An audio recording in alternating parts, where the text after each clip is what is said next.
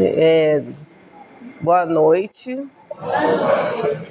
Obrigada pela presença de vocês. Eu pensei que ia estar vazia, porque a competição hoje é grande, né? Temos futebol aí, tem muita gente na torcida, mas a gente está aqui para fazer brilhar a nossa luz, né? Então o esforço é grande para que a gente possa estar envolvidos, conversar um pouquinho sobre esse assunto que veio. Essa palestra eu comecei ela com um vídeo. Aí, por fim, na montagem, não ficou o vídeo primeiro. O vídeo vai vir depois, eu espero até que vocês consigam ver, porque ele caiu por acaso na minha timeline, né? Passou por mim, na realidade, no YouTube. E aí eu gostei muito porque me fez reflexionar. Pode passar o próximo, por favor.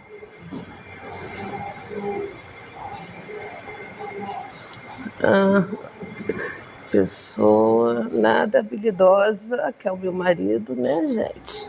Eu acho que é para descer mesmo.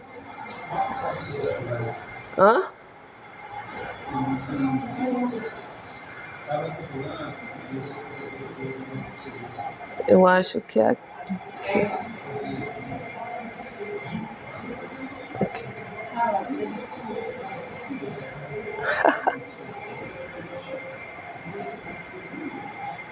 Eu acho que é em representação de imagens. Tá. Enquanto você tenta aí, eu continuo, tá? Então, no próximo slide, eu faço uma pergunta para vocês. Como está o mundo de hoje? O mundo de hoje, a gente vê a luz predominando. A luz predominando, ou a luz ela tem ficado, na realidade, escondida? Ou a gente acha que a gente vê, por exemplo, a mídia é uma. Eu não vejo a mídia fortalecendo muito as coisas quando estão iluminadas em nós, né? Ou no mundo, ou nas coisas. A gente vê só relatos de coisas que falam assim, poxa, o mundo está muito pior. Eu escuto muito assim, as pessoas às vezes falando assim, nossa, como o crime está pior, nossa, como as coisas estão piores, como as relações estão piores. A gente, no final das contas, fala, né, mais das coisas ruins do que das coisas boas. Então, a gente há sofredores inveterados. Por exemplo, hoje em dia, os quadros de depressão, e aí eu não estou falando que eles são sofredores porque querem, eu estou falando que existem muitas pessoas que ficam no sofrimento o tempo todo, à nossa volta. As pessoas não conseguem sair desse movimento. A religião, ela tende a ser algo que nos liberta. Não vai o trabalhador espírita ou espírita não vai sofrer? Vai. Não vai ficar triste? Vai. Mas nós temos uma ferramenta, e aí a gente vai indo lá e cá, né? A gente tem uma ferramenta que é Jesus, que é a nossa própria religião, para nos auxiliar. Então, a gente sabe que o mundo tem essa coisa de sofrimento. Por exemplo, eu fiquei extremamente impactada com o crime que aconteceu lá no Cefet ontem, porque foi uma questão de misoginia, né? De uma pessoa que não queria ser comandada por mulheres. Então, a gente viu que, na realidade, ele entrou por questões, talvez, conceituais dele, de ilusão. Ele entrou num sofrimento que o fez cometer aquele ato. Ele está precisando hoje da gente de muita prece. Por quê? Porque ele não encerrou o sofrimento dele. Ele provavelmente continua lá sofrendo. Então, por quê? Porque ele não entendeu esse processo. A gente, às vezes, não entende que o fato de hoje eu ser mulher, no próximo encarne eu posso ser homem, e ao contrário também. Então a gente aqui, e isso a doutrina espírita nos liberta, a gente pode ser qualquer coisa, a gente fica livre, a gente não precisa ficar preso a esse sistema de que só posso ser isso ou aquilo. A gente vai ter que, cada experiência, viver o máximo daquela experiência que o Pai nos proporcionou. Então, que a gente não feche nossa cabeça, que a gente amplie, e que com todos nós somos irmãos e a gente tem oportunidade. Cada hora um vai estar numa oportunidade de estar numa posição que não é a nossa, e a gente precisa respeitar. O respeito é importante. Há aqueles que ironizam e se alimentam com sarcasmo. Eu tenho sempre muita dificuldade com excesso de brincadeira, né? Eu, desde criança, não gosto muito que impliquem com os outros, que façam chacota, que botem apelidos, mas isso sempre fui eu era assim. Mas eu vejo que, hoje em dia, esse tipo de brincadeira tem menos tolerância do que antigamente. Então, a gente tem uma sociedade, eu não gosto que chame os meus irmãos, as pessoas que estão hoje, de geração mimimi. Eu não concordo que eles são geração mimimi. Eu acho que eles começaram a questionar isso, e tudo bem. A gente tem que também começar a questionar se as nossas brincadeiras não produzem sofrimento. Às vezes, a gente tem que perguntar para o outro se ele gosta da brincadeira que eu estou fazendo. Às vezes, a brincadeira que eu estou fazendo causa dor. Então, a gente tem que brincar no limite do outro. Quem consegue dizer, não, para... Por exemplo, eu lá em casa tenho um brincador ambulante, que é o meu marido, brinca a todo instante. Então, eu falo com ele assim, não gostei, para agora.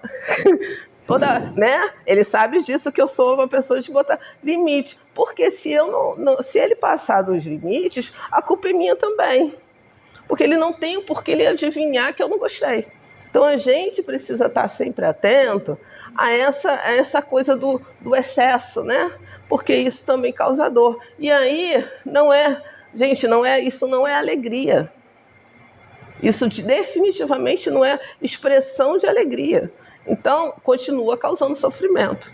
Existem os que se alimentam da tristeza e isolamento. Tem gente que não gosta de conviver com o outro. Não gosta.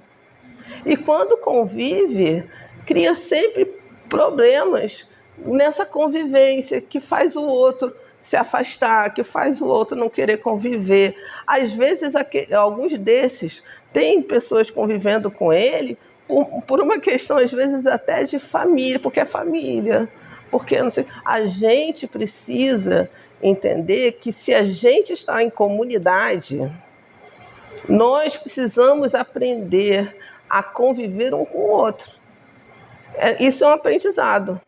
Se isolar, ir para a caverna, ser eremita, não é a nossa função de aprendizado. Nosso aprendizado é justamente encontrar aquelas pessoas que, às vezes, a gente não gosta muito do que elas vêm para nos dizer, mas essas pessoas vão nos ensinar muita coisa, porque muitas das vezes elas são a expressão do que eu tenho em mim e que eu não tenho coragem de nomear.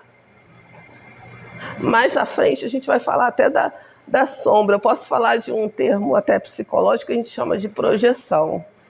Muitas das vezes a gente projeta no outro aquilo que é nosso. Fala assim, fulano é fofoqueiro, mas eu sou uma danada de uma fofoqueira. Fulano vive falando mal dos outros, não respeita ninguém. Às vezes sou eu que não sou respeitador. Entendeu? Então a gente precisa ir se percebendo, se autoconhecendo. A angústia do nosso proceder, e aqui é proceder da sombra, é em nós e nos outros. Da angústia. O nosso proceder, às vezes a gente fica olhando para o que está à nossa volta e isso nos entristece. A gente né? E eu estou aqui fazendo todo um percurso para falar que a gente não está num mundo muito iluminado, né? Então a sombra às vezes nos envolve, tá? Mas a gente pode enxergar nos outros e nós também. A gente às vezes se esquece que a gente também tem sombra. A gente se esquece que a gente também não tem lados que precisam ser burilados. Se nós estamos encarnados, é porque a gente tem coisa aqui para fazer. Tem coisa para aprender e tem coisa que o Pai pode nos ofertar para que a gente possa levar coisas a mais para o próximo encarne. O aprendizado é constante. As trevas estão associadas à ignorância. Então, eu vou falar uma coisa, eu não botei nenhuma referência. E depois eu vou explicar o porquê que eu não usei referências. Mas algumas dessas frases aqui eu tirei de livros, tá? Principalmente do Emmanuel. As trevas são associadas à ignorância, maldade e insensatez. Envolve povos, instituições e pessoas. Quer dizer, a ignorância eu entendo sempre quanto à falta de conhecimento. E até a ignorância, eu sempre lembro do cego guiando os cegos. A gente tem uma religião, graças ao bom Deus, que nos permite pensar, que nos permite estudar. Então, não é para nenhum de nós sermos cegos sendo guiados por cegos. A gente tem condição de estudar, de aprender, de raciocinar, de refletir o que é bom, o que é correto. Então, se um irmão está aqui na frente, no púlpito, ou junto de nós em algum lugar, e fala alguma coisa que escapa aos ensinamentos que a gente já tem, a gente precisa ser crítico, no sentido de não acolher aquele pensamento. Aquilo não pode ser introjetado em nós, a gente precisa refutar. Não refutar porque é algo que, não quero porque não é meu pensamento. Porque pode ser que seja algo novo, mas muito interessante. A gente precisa ser crítico, utilizar o conhecimento para aprender sempre. E aí a maldade e a insensatez ainda está na nossa vida. Tem gente fazendo coisas por impulso. Tem gente que não está pensando no outro. A maldade ainda impera no nosso mundo, a gente não pode se iludir em relação a isso. Ela ainda impera, mas não quer dizer que ela não possa ser vencida. E aí isso invade tanto as instituições quanto as pessoas. A gente pode ser tomado, ou pode ser. A gente não cria uma redoma em volta de nós. Isso chega a nós, tá? Para enfrentamento dessas e de outras adversidades, é necessário que se acenda a nossa luz. A nossa luz precisa ser acesa. E aí, pode passar, meu amor, por favor. Eu queria pensar com vocês, como é que a gente faz quando falta luz? Acende vela.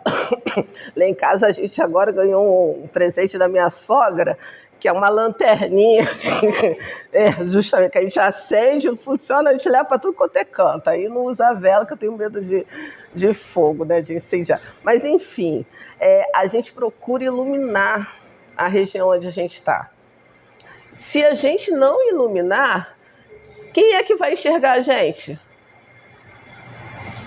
Se a gente não iluminar o caminho, a gente não vê o outro também. Se a gente quiser que os nossos irmãos em luz nos enxerguem, precisamos nos iluminar, a gente tem que subir até eles. A gente não pode ficar parado, a nossa luz precisa aumentar. E a gente precisa entender que a gente é luz.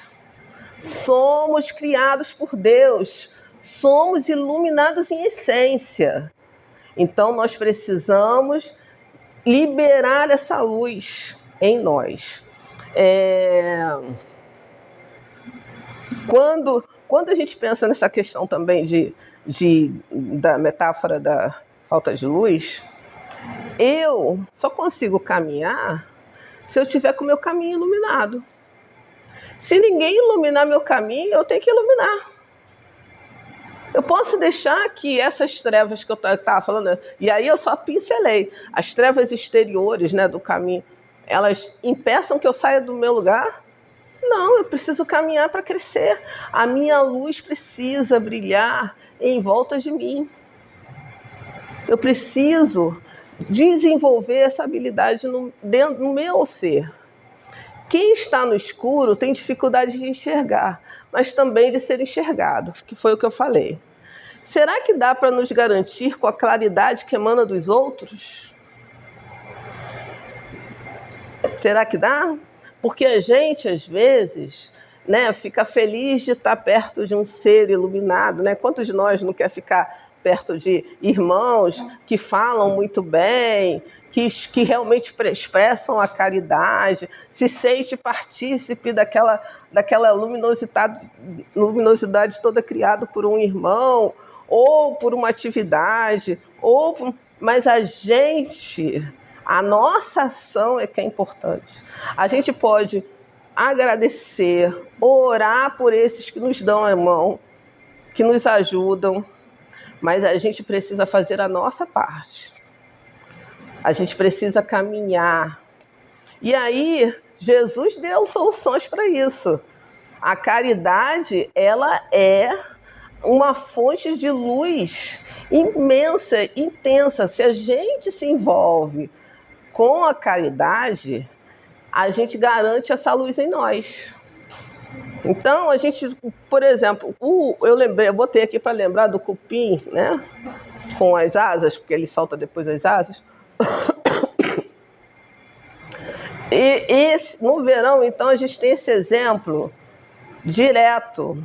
O cara entra na nossa casa e vem alucinado pela luz que a gente tem em casa.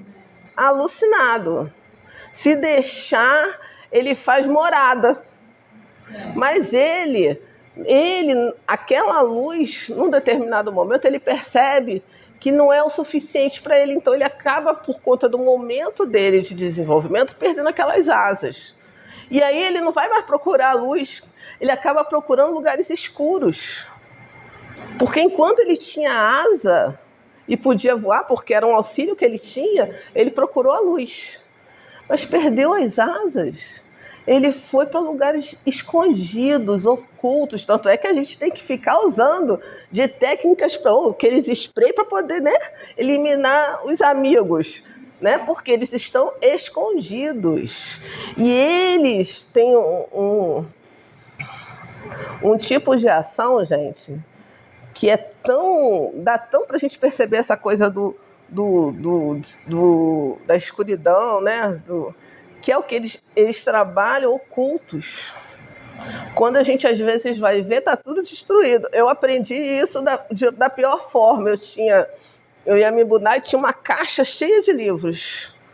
E aí, nesse negócio de deslocar para lá e para cá, tinha muitos cupins, né, na casa antiga minha. Eles se deslocaram, gente, foi muito rápido, para essa caixa de livros. Eu perdi muitos livros. Não foram poucos. E eles são rápidos, então, mas só que a gente não vê que eles estão trabalhando. Eles não ficam na superfície, eles ficam lá dentro, lá por baixo. Então a gente precisa entender que nós devemos manter, como eles, né? Eles deviam manter as asas. Seria ótimo se ele mantivesse suas asas e que ele continuasse a buscar a luz. A gente precisa manter as nossas asas, se eu pudesse pensar desse jeito. A gente precisa sempre estar em busca da luz, mas a luz em nós. Não se deixar levar com essa questão da artificialidade em nós. Devemos juntar o pavio da vontade ao óleo do serviço e da humildade e acendermos o short da jornada para a jornada. O que é isso? Era uma metáfora, um negócio que o Emmanuel falou, que eu achei muito legal botar, porque ele faz toda uma coisa de acender mesmo, né, a sua candeia. Porque a candeia, ela tem um significado de conhecimento, e aí ele fala de acender, botar óleo, A gente precisa ampliar nosso conhecimento. A gente precisa se iluminar. E a gente se ilumina estudando, conhecendo, lendo e também fazendo. A gente precisa unir o estudo com a ação. Hoje em dia, eu não sei vocês, né? Assim, mas eu, depois da pandemia, minha leitura caiu profundamente.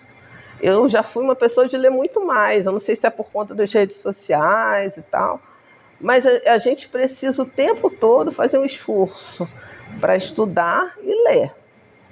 Porque a gente vai se iluminando, vai crescendo. Vocês já foram em algum congresso? Congresso espírita? No Congresso Espírita, a gente vai lá e fica assim, dias tendo palestra, né? Pô, a gente vai, sobe, desce, não sei o que, palestra. A gente, quando sai de lá, sai modificado. Porque a gente sente vontade de fazer tudo aquilo que a gente ouviu, de refletir, de ler os livros que foram citados. A gente acaba comprando livros, é uma delícia. Por quê? Porque a gente fica num clima justamente disso, de renovação. E a gente precisa se renovar. Devemos agradecer a quem nos ilumina e nos oferta a mão, por quanto tempo for necessário, mas não podemos olvidar de acender a nossa luz.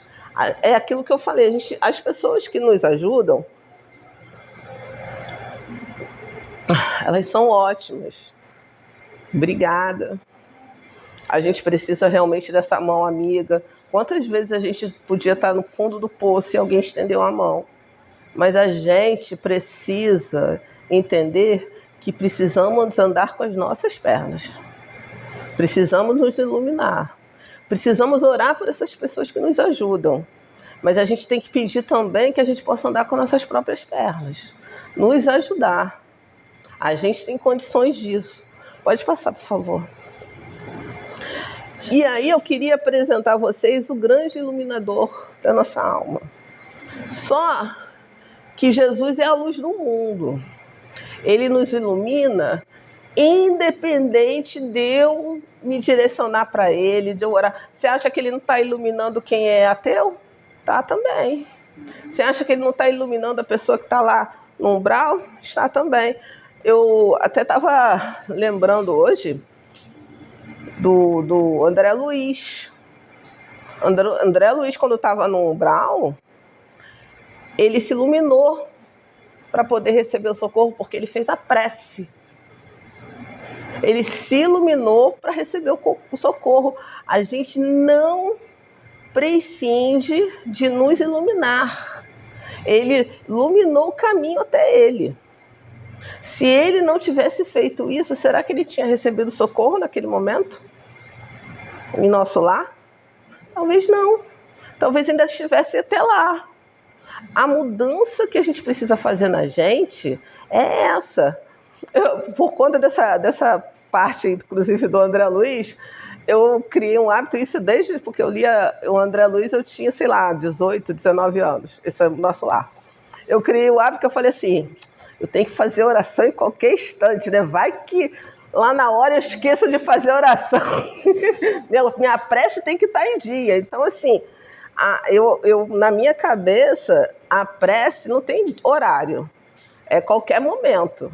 Meu diálogo com Deus tem que ser a todo instante. E aí, isso é uma forma de nos iluminarmos. Porque também eu recebo orientação o tempo todo. Não é? Eu penso assim, que eu estou recebendo sempre orientação. Se eu sigo ou não sigo, aí vai o meu livre-arbítrio. Mas eu tenho certeza que eu recebo orientação o tempo todo. Pode passar, meu amor, por favor. Então, Jesus é a luz do mundo e a nossa também.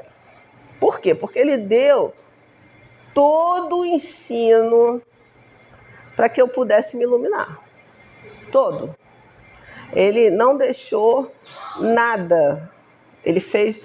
Naquele tempo que ele ficou peregrinando, ele nos trouxe tudo. E a gente tem que ser muito grata também por aqueles que passaram adiante a sua mensagem. Por quê? Eu queria lembrar da pesca milagrosa, que é um dos pontos que eu acho mais importante, assim, que Jesus, ao ver que tinham muitas pessoas para serem alimentadas ali, e aí existe a preocupação dos apóstolos, né? São os apóstolos que falam, como é que vamos alimentar essa multidão? E Jesus pergunta para eles o que tens. E eles falam, 7 pães e 7 peixes. Ele não produziu aquele milagre, que eu acho que ele poderia fazer qualquer coisa com qualquer outro item. Ele pegou o que eles tinham, porque eles carregavam na bolsa. Então, Jesus utiliza o que temos. Então, quando eu falo do brilhar a vossa luz, é porque, se a gente permitir, Jesus vai ampliar, vai multiplicar como ele fez com os peixes e os pães em nós.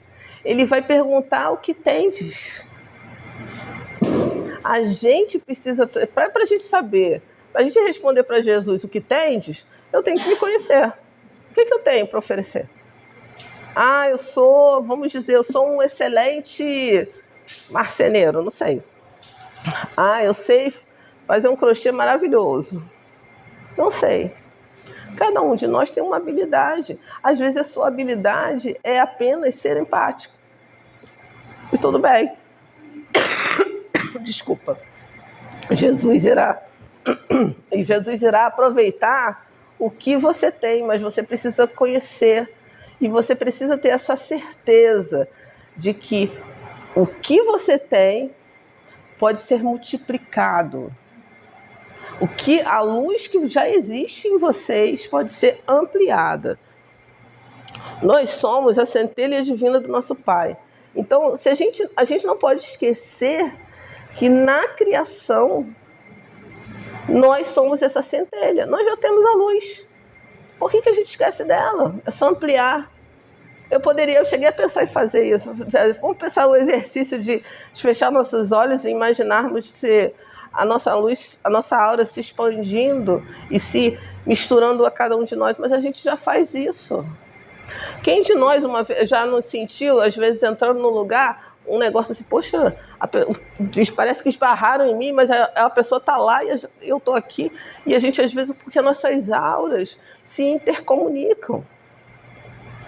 A gente precisa só ampliar. Eu não tenho nem expectativa de ter a aura que o Chico tinha. De Jesus, nem pensar. Mas a gente pode sim ampliar a nossa extensão de luz. É uma luz, gente, que não é essa luz aqui que é muito física. É uma luz que só aqueles que têm percepção extrasensória conseguem ver. Ela emite luz, emite cores, não é? A gente precisa entender que a gente tem essa em volta de nós está a nossa luz.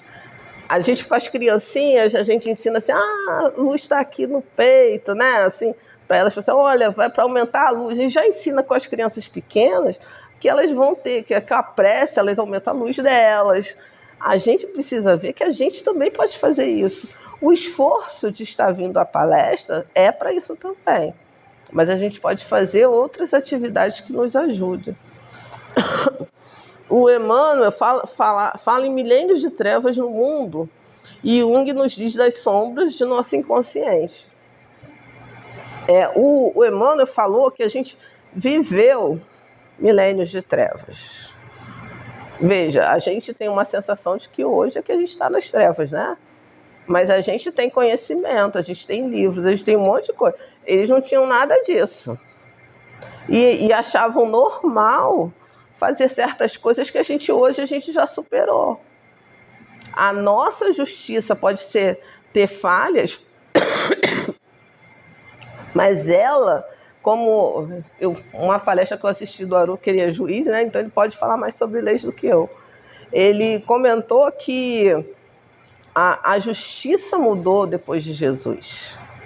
Então, a justiça que a gente tem hoje, apesar de não ser, talvez, ainda uma justiça que se conecte plenamente com a justiça de nosso Pai, ela é uma justiça que se superou no tempo. São leis que foram criadas. Antes era olho por olho, dente por dente, gente. Já pensou isso? Olho por olho, dente por dente, a pessoa chegava lá na sua casa, você fez uma coisa, a pessoa chegava lá na sua casa e queria fazer o pior até com você. Né? Hoje a gente tem alguém para intermediar. Quando falo do Jung, nos diz que as sombras no nosso inconsciente, nós jogamos muito das coisas que a gente, dos nossos sentimentos, das nossas sensações, tudo para debaixo do tapete, que a gente não quer ver. Então existe essa sombra em nós. Aí a gente vai falar assim, mas eu prefiro não ver. Não, a gente não precisa ficar querendo ver nada direto, mas a gente precisa ir resolvendo nossas coisas. A gente está encarnado aqui para isso, para resolver. Não é para ficar escondendo, não é para ficar ocultando as coisas da gente. Pode passar, por favor. Tem um vídeo, só um instante, que eu queria que vocês primeiro vissem. Não vou falar nada sobre ele. Eu quero que vocês prestem atenção. E aí depois eu dou uma fala e eu vou passar ele de novo para vocês observarem com a visão que eu vi. Por favor.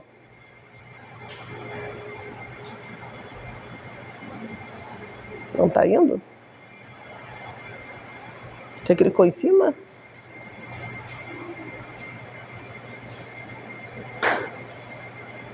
Não aparece? Tem que esperar?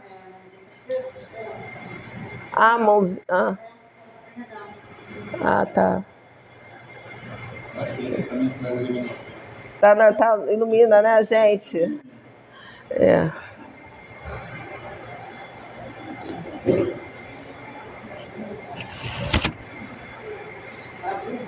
Vai não?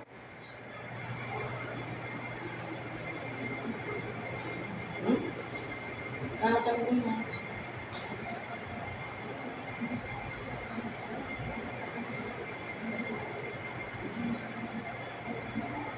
Então, poxa, uma pena.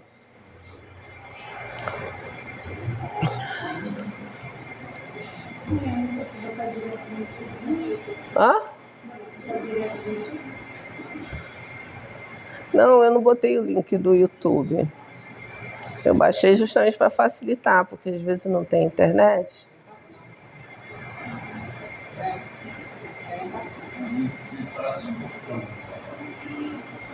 Então, mas eu tenho o vídeo aí. Também não abre, né? É uma questão de memória. É uma pena, mas olha só. Passa meu celular para todo mundo ver. Se não...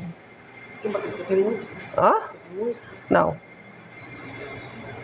Não, bota aqui para todo mundo passar meu celular. Vamos ver ele passando por outro. Se não estiver passando, você clica de novo. Tá.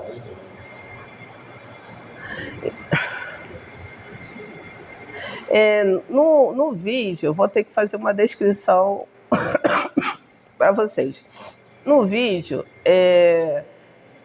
esse negócio ali é uma substância. Eu confesso a vocês que eu não sou química, então eu não sei.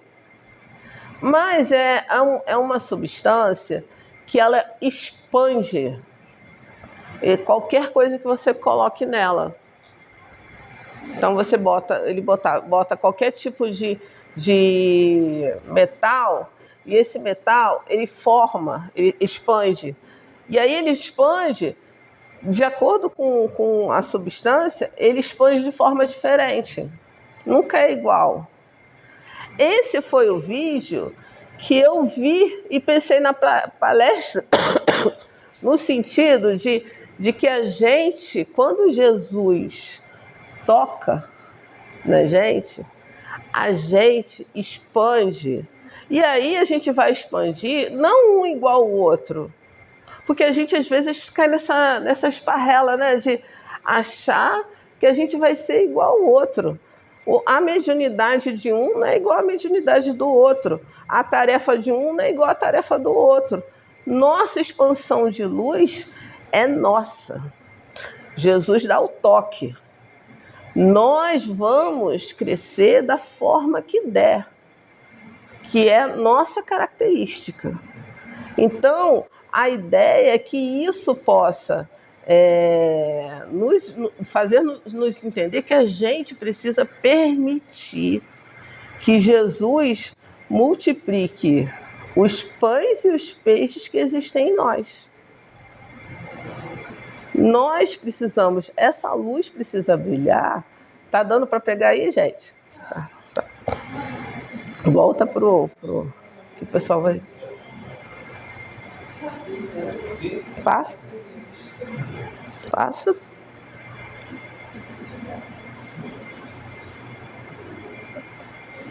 Passa um pouquinho. Não é isso daí? Não, é para passar, amor. Gente. Devagar. Não está passando aí. Quando Jesus toca em nós e a gente permite, a gente pode ser como um desses irmãos que eu trouxe hoje como exemplo. Quem não se lembra de Paulo na estrada de Damasco? E olha que Paulo, gente, ele estava tão iludido da vida que ele estava perseguindo os cristãos. Ele achava que isso era uma forma de proteger a lei. Deus, ele estava numa posição de correto. Mas Paulo, ele tinha muitos peixes e muitos pães para Jesus multiplicar. E quando ele finalmente aceitou que Jesus como seu mestre e permitiu que Jesus multiplicasse o que ele tinha, meu Deus do céu, a gente hoje, se o cristianismo está do jeito que está e a gente chegou essa palavra até nós, a gente deve muito a Paulo. Paulo fez muito, e o cara ele cansado. Quando a gente lê o livro Paulo e Estevão, que é uma boa indicação de leitura para todo mundo, que a gente vê o esforço daquele homem de ficar sem comer. Gente, quando a gente vai vendo os quilômetros que ele caminhou para levar a palavra, eu fico assim, eu ando um pedacinho aqui, já estou eu reclamando, não, minto, aquela, vai saber o que eu estou falando, aquela passarela do Baixo Grande acaba com qualquer um, porque ela é muito alta. Então, eu fico lá, subo assim já, ai meu Deus, querendo terminar. Aí eu fico imaginando, o cara andou muito para levar a palavra, ele foi criando igrejas. Quanta determinação. Aí a gente vai pensar assim, era só dele? Não, ele mostrou para Jesus o que ele tinha nas mãos e Jesus ajudou ele a multiplicar. A gente também é assim. Eu não sou Paulo, mas a gente é luz também. Então a gente tem coisas que a gente tem que permitir que Jesus nos toque. O Pai e Jesus, né? Maria de Magdala, essa doçura de pessoa, eu fico muito encantada e assim, teve um período que assim, eu sempre escuto as pessoas falarem assim, como é que é? A pecadora, pois é, ele sabe do meu incômodo, a pecadora de Magdala, eu não gosto de chamá-la assim, se não faz, a pecadora, eu não gosto muito porque ela não é mais isso, gente. Mas já superou essa história de pecadora há muito tempo. Então hoje eu gosto de chamar de Maria Magdala. Por quê? Gente, a pessoa... Porque, veja bem, a gente quando está nos nossos vícios, nas nossas sombras, né, que a gente não quer até que ninguém saiba, a gente tem uma dificuldade enorme de sair dos nossos vícios. A gente tem. A Maria de Magdala, quando encontrou Jesus, ela largou tudo para lá. Primeiro teve que se livrar dos daimons. E se livrou. E depois ela passou a seguir Jesus. Os irmãos não quiseram, né? Aquela história do não querer ser liderada por mulheres, ninguém aceitava muito ela ali junto. Mas ela foi lá para o Vale dos Leprosos e ajudou os irmãos até o final da vida. Essa moça entendeu exatamente o que Jesus queria dizer com o vai, não peques mais. Ela fez brilhar a luz dela com o toque de Jesus. E a gente pode fazer o mesmo. Eu vou sempre repetir isso, porque assim, esses exemplos são sempre exemplos para que a gente pense em nós. A gente precisa olhá-los, entender que eles são eles, mas a gente precisa voltar para a gente e permitir esse toque. A Verônica, né?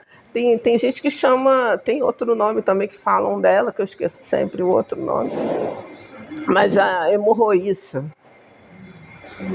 A fé dela foi tanta e a vontade que Jesus transformasse e curasse ela foi tão grande que ela, sabendo que não se tocava num mestre, porque tem a questão da sujidade, ela já se considerava como suja, não participava de certos eventos, não ia para certos lugares, porque como ela era hemorroíça, ela é considerada suja.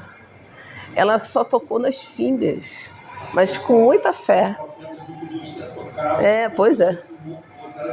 Pois é, ela era considerada imunda na época. Então, Verônica, a pessoa participante, né? Então, aí ela na realidade, ela se permitiu modificar. E depois disso, ela largou Jesus. Não largou mais Jesus. Ela continuou seguindo Jesus. E, se eu não me engano, dizem que aquela coisa quem secou o rosto de Jesus foi ela, Verônica. Quando Jesus... Então, ela ficou até o final. Era uma das mulheres que seguiam sempre Jesus. O fato da gente não ter tanta notícia não quer dizer que essa mulher não sofreu grande transformação. Ela também é uma das mulheres que ajudavam financeiramente a obra, depois do caminho. A Casa do Caminho, ela era mantida pelo dinheiro de algumas mulheres. Depois alguns homens que Tiago conseguiu, mas também primeiro por essas mulheres. Então, das curas de Jesus, muitas a gente tem notícia, né? Que a pessoa ia lá, Jesus falava assim, não conta para ninguém, ia lá, o cara contava para todo mundo. Hoje não faça isso, o cara ia lá e ia beber porque ficou contente, porque passou a andar. E isso são histórias que estão nos livros de Amélia Rodrigues e também no Humberto de Campos, vários livros que eles contam. Então tem várias histórias sobre os milagres.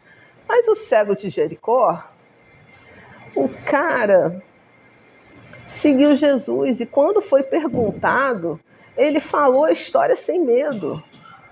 Ele não tinha medo de contar que ele foi curado. E a alma dele, como eu acho que também o endemoniado de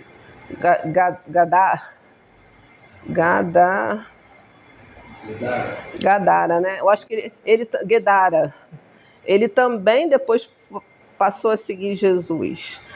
E a gente precisa ver que esses estavam em situações muito difíceis e que, ao toque de Jesus, à fala de Jesus, eles se modificaram e seguiram. Nem todos que receberam a cura passaram a seguir Jesus. A gente é assim. O paralítico que foi descido da casa de Pedro por cima pelo teto foi comemorar. né? E Jesus, né, ficou triste momentaneamente por conta disso. Por quê? Porque ele fazia todo um esforço para tocar. Ele hoje ainda está fazendo esforço de tocar cada um de nós. Mas a gente precisa deixar que isso se expanda.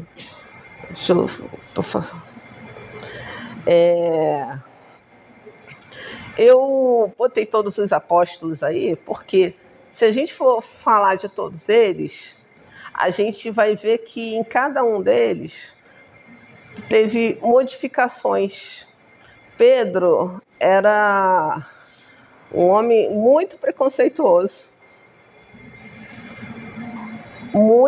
mas muito dedicado a Jesus, né? Pedro é muito dedicado.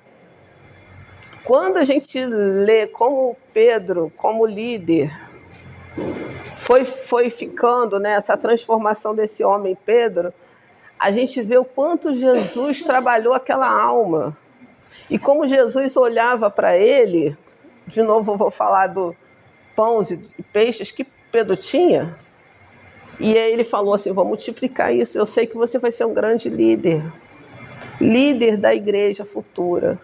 Ele olhou para Pedro e viu essas qualidades. E Pedro, ele não só curava, falava, mas vocês imaginem naquela época, se hoje a gente precisa de pessoas que conciliem os conflitos. Pedro era um grande conciliador de conflitos.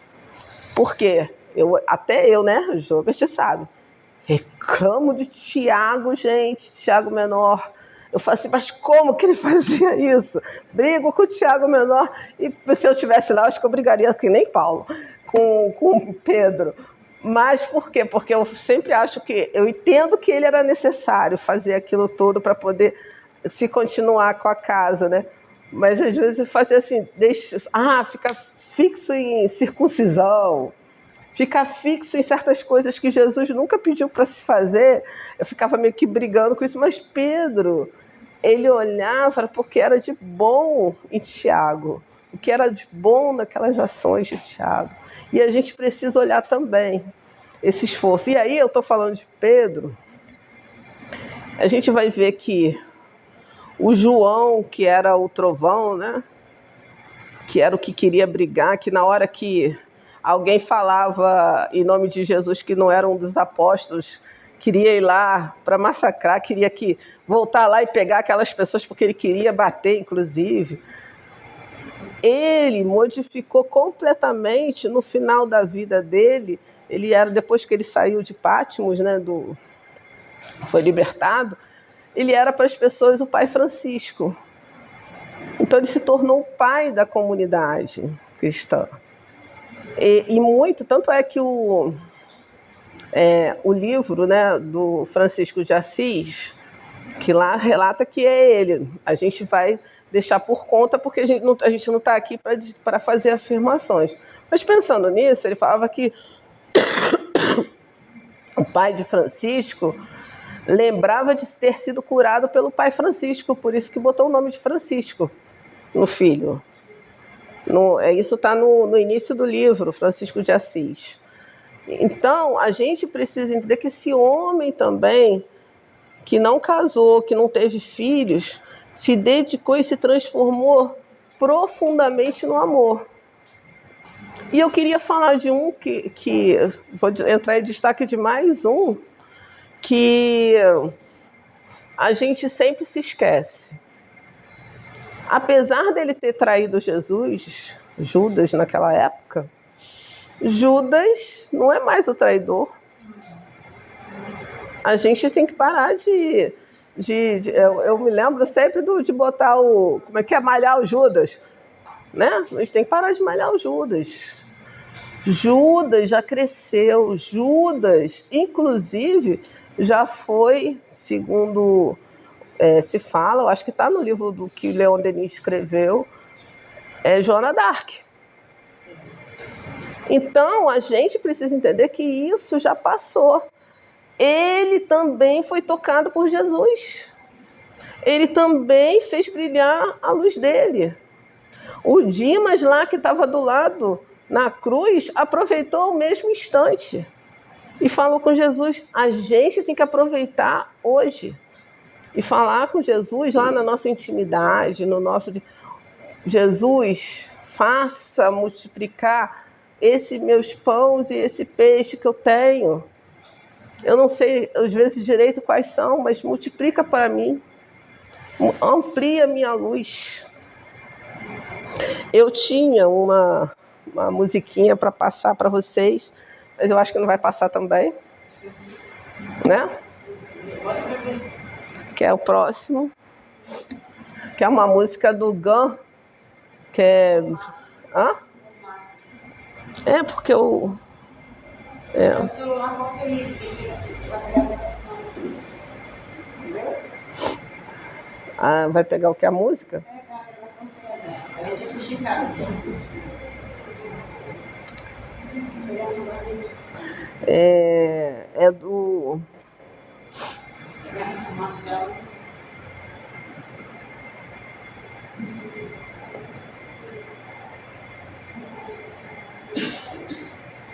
Botei no silencioso. Aqui tem Meu celular é muito baixinho. Ah, botar no... Vou botar aqui, né, no celular.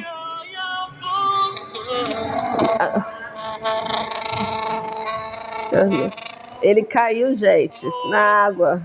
Então, a caixa de som dele tá horrorosa. Não tá abrindo aí. Não, podia botar, conectar aqui o som. A caixinha de som. Não, mozinha, por aqui.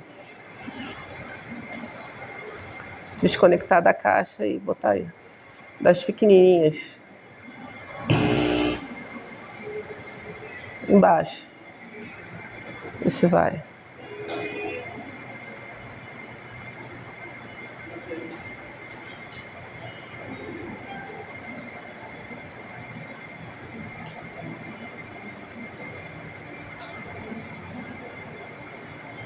Também tinha um vídeo, né? Mas...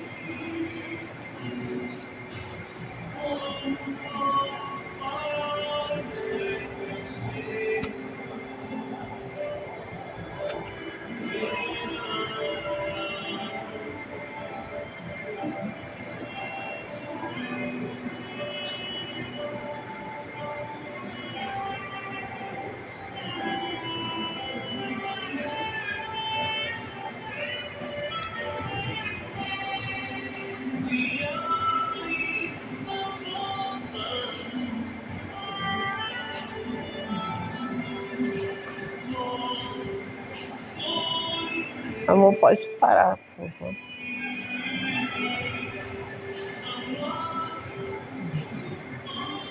Gente, obrigada pela paciência, por ter me ouvido. Desculpe pelas questões eletrônicas aí. Essa música é do Gun. Ela é muito bonita. Se vocês puderem escutar em casa, é brilho mesmo, brilhe vossa luz. é linda. Você escutar assim de olhos fechados. E se puder, imagine justamente vocês expandindo sua consciência, se conectando com Jesus. Todos nós podemos nos conectar com o Mestre. Ele sempre falou, onde um ou mais estiver, lá estarei. Então acredite nisso. Aí vocês vão pensar assim, eu estou sozinha em casa. Seu mentor está lá com você, já tem 2. Não, nunca ache que está sozinho, Jesus está contigo. E a gente precisa sempre ampliar a nossa luz. Muito obrigada, gente, pela oportunidade. Fiquem com Deus.